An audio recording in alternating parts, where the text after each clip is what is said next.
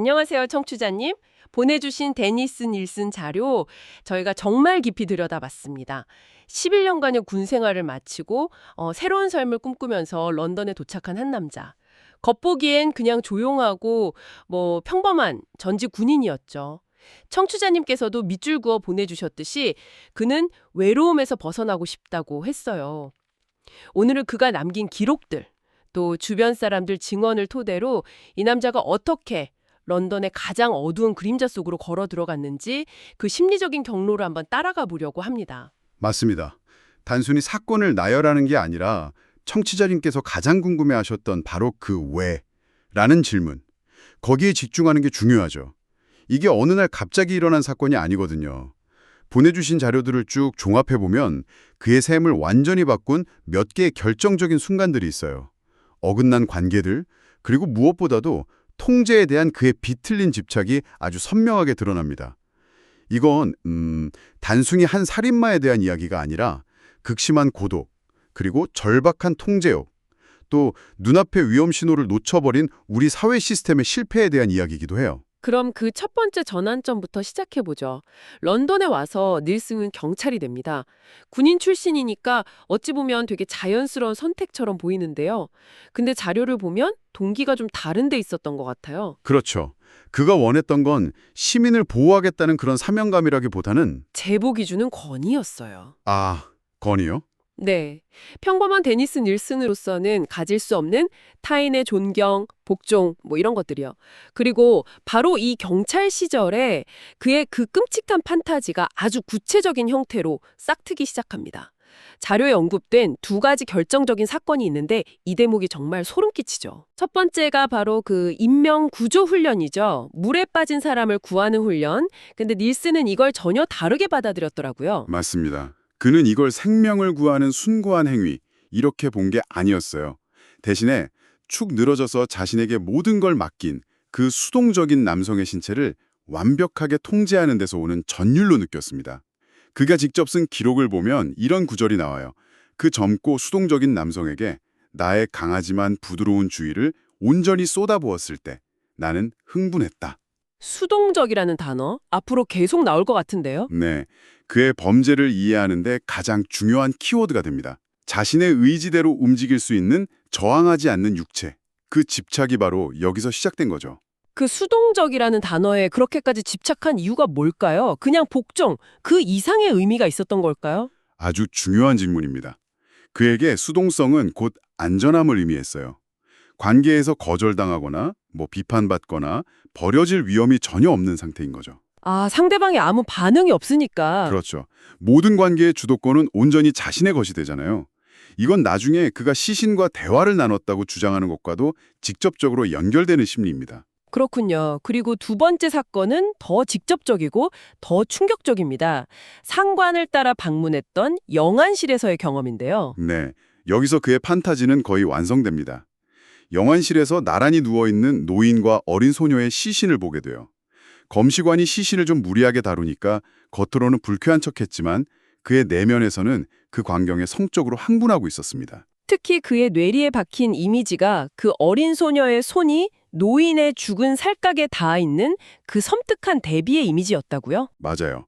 그는 이걸 젊음과 늙음, 아름다움과 추함의 짜릿한 대조라고 표현했죠. 살아있는 인간이 아니라 완벽하게 통제 가능한 오브제로서의 육체, 거기에 대한 독창적인 매력을 확인한 순간이었던 겁니다. 그렇게 제복 뒤에서 뒤틀린 환상을 키워가던 닐슨이 현실에서는 관계를 통해서 안정을 찾으려고 했습니다. 바로 여기서 데이비드 갤리컨이라는 인물이 등장하는데요. 청취자님께서 보내주신 자료를 보면 이 관계가 그의 환상을 잠재우기는커녕 오히려 폭발시키는 계기가 되었다는 점, 이게 정말 중요하더군요. 맞습니다. 잠시나마 닐슨이 평범한 삶을 사는 것처럼 보였던 때가 있었어요. 그의 인생에서 가장 길었던 연인, 데이비드 갤리컨을 만나면서요. 함께 아파트에 살면서 정원도 가꾸고 개도 키웠다고요? 네, 빛포라는 이름의 개도 키웠죠. 겉으로 보기엔 정말 완벽한 그림이었어요. 하지만 그 관계의 내면을 들여다보면 전혀 다른 이야기가 펼쳐지죠. 본질은 결국 통제였어요. 정확합니다. 닐슨은 자신이 돈을 버는 부양자라는 지위를 이용해서 데이비드를 끊임없이 언어적으로 학대하고 깎아내렸습니다. 자료에 나오는 그 별명이 참 상징적인데 데이비드를 트윙클이라고 불렀다고 하죠. 트윙클이요? 반짝인다는 뜻인데 애정이 담긴 별명이 아니었어요. 머리가 비었다, 지능이 낮다고 조롱하는 의미였습니다. 심지어 나중에 같이 살았던 룸메이트의 증언에 따르면 닐슨은 사실상 성적으로 무능력했다고 해요. 그의 만족감은 육체적인 교감에서 오는 게 아니라 상대를 정신적으로 지배하고 괴롭히는 데서 나왔던 겁니다. 결국 갈 곳 없던 데이비드마저 그를 견디지 못하고 떠나버리죠. 이 사건이 닐슨에게는 정말 엄청난 충격이었던 것 같습니다. 자존심이 완전히 박살난 순간이었을 거예요. 그 2, 3이었죠. 그건 그의 세계관 전체가 무너지는 경험이었습니다. 자신에게 경제적으로나 정서적으로나 완벽하게 의존하고 있다고 믿었던 사람마저 통제하지 못했다는 사실.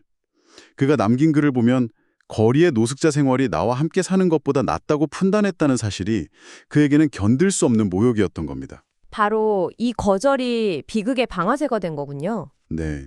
데이비드가 떠나서 텅 비어버린 그 자리를 채우기 위해 그는 이제 절대로 자신을 떠날 수 없는 존재를 갈망하게 됩니다. 자신을 거부할 수도 반박할 수도 비난할 수도 없는 완벽한 동반자. 그의 그 영안실 판타지 속에 있던 바로 그 수동적인 존재. 그걸 현실에서 만들기로 결심한 거죠. 그리고 그 결심은 1978년 12월 30일 끔찍한 현실이 됩니다. 첫 번째 희생자, 14살 소년 스티븐 홈스를 만나게 되죠. 네, 스티븐은 록 콘서트를 보고 집으로 돌아가던 그냥 평범한 소년이었습니다. 닐슨은 술집에서 우연히 만난 그에게 술을 더 사주겠다며 자신의 아파트로 유인해요. 그리고는 목을 조르고 물통에 머리를 박아 살해하죠.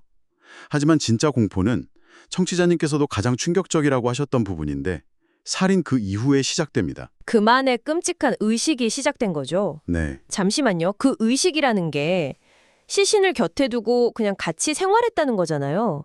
거의 8개월 동안 시신을 마룻바닥 아래에 숨겨두고 주기적으로 꺼내서 TV를 봤다고요.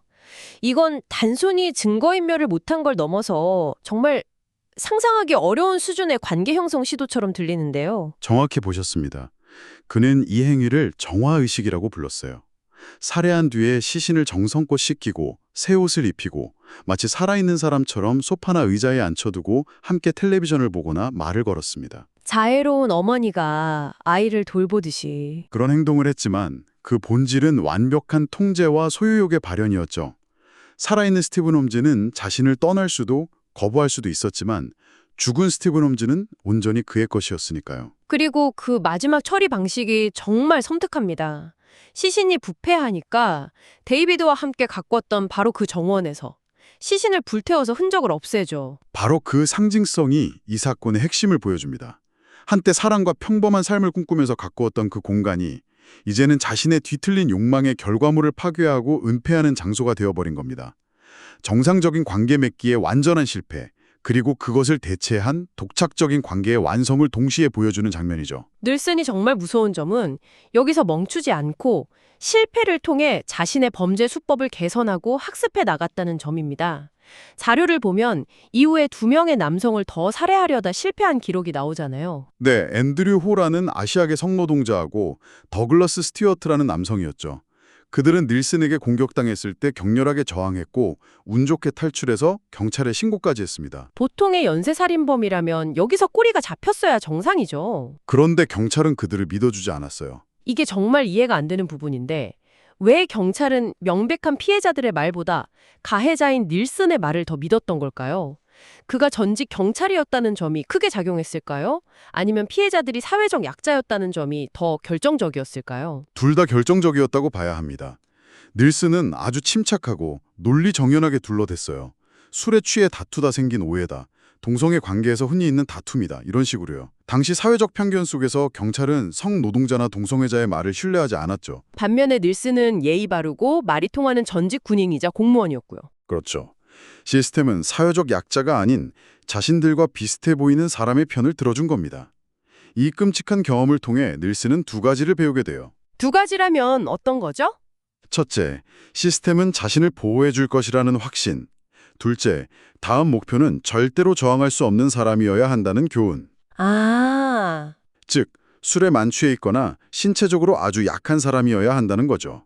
이 실패 경험이 역설적으로 그의 범죄를 더 대담하고 잔혹하게 만든 겁니다. 그 결과 신원조차 확인되지 않은 가출 청소년, 노숙자, 외국인 관광객들이 그의 다음 희생양이 된 거군요. 아무도 찾지 않을 거라고 믿었던 사람들이요.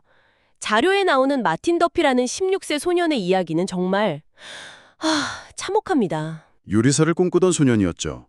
그의 아버지가 아들에게 선물한 전문가용 칼 세트가 있었는데 닐슨은 마틴을 살해한 뒤에 그 칼 세트를 훔쳤습니다. 그리고는 다른 희생자들의 시신을 훼손하는데 그 칼을 사용했어요. 자기 것도 아닌 희생자의 칼로요. 네, 이건 단순한 도벽을 넘어서 희생자의 정체성과 꿈까지 빼앗아서 자신의 범죄 도구로 삼는 그의 극단적인 자기중심성과 타인에 대한 완전한 몰이해를 보여주는 상징적인 행동입니다. 시간이 흘러서 1981년 닐슨이 살던 아파트의 집주인이 집을 팔게 되면서 이사를 가야 하는 상황이 옵니다.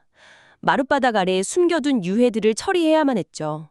이때 그가 벌인 마지막 행위는 정말 한편의 공포영화 같아요. 네, 그는 동네 아이들이 순진하게 폭죽을 터뜨리면서 노는 가이폭스의 밤에 맞춰서 정원에 거대한 모닥불을 피웁니다.